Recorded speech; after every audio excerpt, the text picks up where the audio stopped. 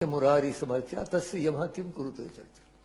और गीता स्वयं कहती है स्वल्पमप्यस्य धर्मस्य त्रायते महतो भयादि। इस धर्म का थोड़ा सा भी अंश आपको बहुत बड़े भय से बचाता है। अब वो क्या कारण है कि गीता इतनी लोकप्रिय है? जैसे सर्वोपनिषद तो उपनिषद है, उपनिषद से ही गीता का जन्म हुआ है, लेकिन गीता इतनी लोकप्रिय क्यों है? मुझे 4 कारण दिखते हैं मोदी जी। पहला कारण यह है कि गीता संघर्ष का शास्त्र है और आज हम लोग संघर्ष की परिस्थिति में हैं। हम उपनिषद का बिल्कुल वातावरण अलग था, बैठे हुए आराम से हिमालय की किसी पर्वत चोटी पे आश्रम में, लेकिन गीता में तो वहां युद्ध शुरू हो रहा है, शंख बज चुके हैं, प्रक्षपात तैयार हो रहे हैं उसके बीच में। तो ये याद रखा जाए कि कुरुक्षेत्र केवल हरियाणा में एक स्थान नहीं है, हम सब के अंदर कुरुक्षेत्र है। हमारे अंदर ही दैविक और आसुरिक शक्तियों का युद्ध हो रहा है, इसलिए हम लोग संघर्ष में, और आजकल विशेषकर संघर्षमय परिस्थिति में है, इसलिए ये हमें बहुत आकर्षित करता है, पहला कारण। दूसरा कारण ये है कि भगवत गीता के गुरु का विलक्षण स्वरूप, हर एक उपनिषद के गुरु हैं, आप जानते हैं, याज्ञवल्क्य हैं, जनक हैं, अंगिरस इत्यादि हैं, लेकिन यहां तो भगवान श्री कृष्ण स्वयं है। कस्तूरी तिलकम ललाट फलके वक्षस्थले कौस्तुभम नासाग्रे नवमौक्तिकम करतले वेनुम करे कंगनम सर्वांगे हरिचंदनम च कलयन कंठे च मुक्तावलीम गोपस्त्री परिवेष्टितो विजयते गोपाल चूड़ा। जहां कृष्ण स्वयं गुरु हो उसका तो आकर्षण होना ही है, बड़ा मुश्किल। तीसरी बात मोदी जी, जो गीता में गुरु और शिष्य का एक अद्भुत संबंध है वो मैंने और कहीं नहीं देखा। जब विराट स्वरूप दर्शन हो जाता है, अर्जुन प्रणाम करते हैं, तस्मात् प्रणम्य प्रणिधाय कायम प्रसादयाम, तो हम ईशमीड, मैं साष्टांग करता हूं। किस प्रकार का व्यवहार मांगते हैं? पितेव पुत्रस्य सखेव सख्यु प्रिया प्रिया। देखिए कैसी अद्भुत बात है, पिता पुत्र का प्यार, सखा मित्र का प्यार और प्रिय प्रियतम का प्यार, तीनों का सम्मिश्रण जो है वो संबंध है कृष्ण और अर्जुन का। ये और किसी शास्त्र में हमने ऐसा नहीं देखा।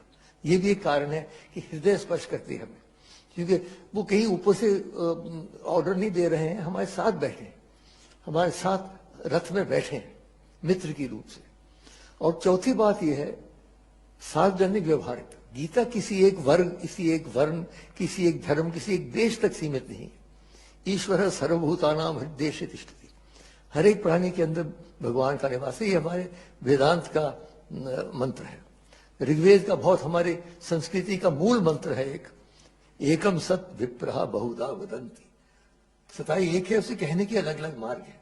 इसलिए गीता में हर एक जगह, इस सारी दुनिया में जब जाता हूं मैं, तो गीता जो लोग, केवल हिंदू नहीं दूसरे धर्म के लोग भी गीता को पढ़ते हैं बड़े रुचि से। ये 4 कारण मैं मानता हूं मोदी कि गीता इतनी लोकप्रिय है।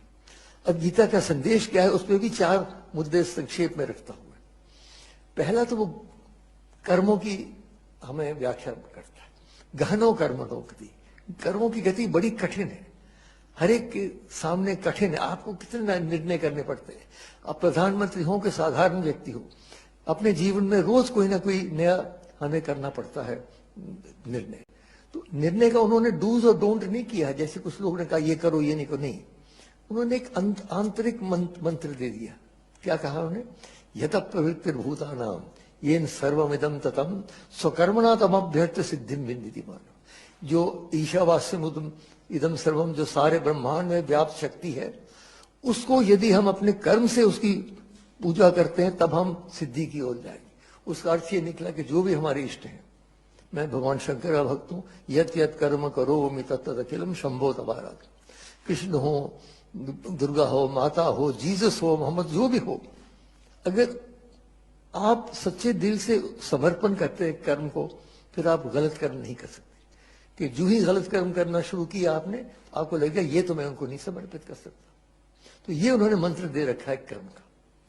दूसरी बात, उन्होंने एक संयुक्त योग की बात की है। हमारे संस्कृति में आप तो जानते हैं 4 प्रमुख योग हैं, ज्ञान योग है, भक्ति योग है, कर्म योग है, राजयोग है। अलग अलग इनके शास्त्र भी है, लेकिन गीता में 700 श्लोक के अंदर चारों योग की उन्होंने व्याख्या की है। और जो जैसे ज्ञान योग नहीं ज्ञानेन सदृशम वित्तम ही विद्यते, और भक्ति योग तो है ही, जहां कृष्ण होंगे भक्ति भक्ति होगी। और कर्मयोग की मैंने बात कही।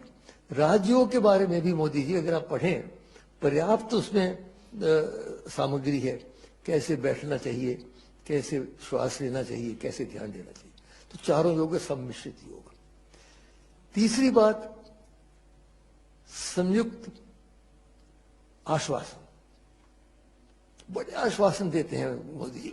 यदा यदा हि धर्मस्य ग्लानिर्भवति भारत अभ्युत्थानाम धर्मस्य तदात्मानं सृजाम्यहं परित्राणाय साधूनां विनाशाय च दुष्कृतां धर्म संस्थापनार्थाय संभवामि युगे। और कौन्तेय प्रतिजानीहि न मे भक्त प्रणश्यति। लेकिन अब मैं एक नई बात कहूंगा। वो जो आश्वासन आप अगर आश्वासन देते हैं कोई लोकसभा में, तो 1 साल के बाद लोग कहेंगे प्रधानमंत्री आपने आश्वासन दिया था, पूरा कीजिए। तो श्री कृष्ण को ऐसे ही जाने थे, बांसुरी बजाते बजाते आश्वासन दे के निकल जाए। बांधना है उनको कैसे बांध सकते हैं? भक्ति से ही बांध सकते हैं, और तो कोई तरीका है नहीं। और एक और बात मैं कहूं, मोदी जी शायद पहली बार आपने सुना हो, अगर हमें भगवान की आवश्यकता है तो भगवान को भी हमारी आवश्यकता है, याद रखिए। मानव की सहयोग के बिना भगवान का कार्य पूरा नहीं होता। जैसे सुदर्शन चक्र था, चला लेते, युद्ध खत्म कर लेते, नहीं। क्यों अर्जुन के पीछे पड़ रहे? खड़े हो जाओ, निमित्त मात्र मैंने सबको मार रखा है, खड़े हो जाओ। खड़े क्यों? क्योंकि हमारे सहयोग के बिना उनका कार्य पूरा नहीं। श्री राम ने भी जब चढ़ाई करनी थी श्रीलंका पर, तो अयोध्या से कोई नहीं आया। वहां के जो वनवासी हैं, और बहुत प्रगतिशील वनवासी हैं, ये दुर्भाग्य है कि हमारे उत्तर भारत के कवियों ने उनको वानर कह दिया, तो लोग समझते हैं वानर है। वानर नहीं है, बहुत ही प्रगतिशील। उनके देखिए कितनी बड़ी राजधानियां थी। तो इसलिए वो सब इकट्ठे किए, वो सेना बनी, तब जाके उनका कार्य पूरा हुआ। तो इसलिए हमें भगवान को बांधना है। जो आश्वासन ने किए कि नहीं तो ये ना हो जाए कहीं मोदी जी कि हमने माना कि तगाफुल न करोगे लेकिन खाक हो जाएंगे हम तुमको खबर होने तक। वो आश्वासन देके जो चले गए बांसुरी बजाते बजाते, तो हम सब यहीं रह गए। और चौथी और अंतिम बात मैं कह रहा हूं, संयुक्त समर्पण। अंत में जब सारी गीता समाप्त हो जाती है, गीता तो प्रश्नोत्तरी है, आप जानते हैं, उपनिषद भी प्रश्नोत्तरी, हमारी संस्कृति ही प्रश्नोत्तरी की संस्कृति है। तो गीता में जो अंत में सब समाप्त हो जाता है, तो भगवान एक अपना श्लोक बोलते हैं। क्या कहते हैं? सर्व धर्मान परित्यज्य माम एकम शरणम व्रज अहम त्वा सर्व पापेभ्यो मोक्षयिष्यामि। सब धर्म के धार्यते इति धर्म, जो धारण करता है। कुछ तो समझते हैं कि उनका धन धारण करेगा, कुछ समझते हैं उनकी विद्या धारण करेगी, कोई समझते हैं उनकी सत्ता धारण, अंततो गत्वा दैविक शक्ति ही धारण कर सकती है। इसलिए वो कहते हैं सब धर्म को छोड़ो, मां शुच। आखिरी जो 2 शब्द है देखिए गीता के, मां शुच, डरो नहीं। जैसे एक अंधेरे कमरे में बच्चा चल रहा हो तो मां पीछे कहते डरो नहीं बेटा, मैं पीछे। तो कृष्ण कह रहे हैं मैं हूं ना।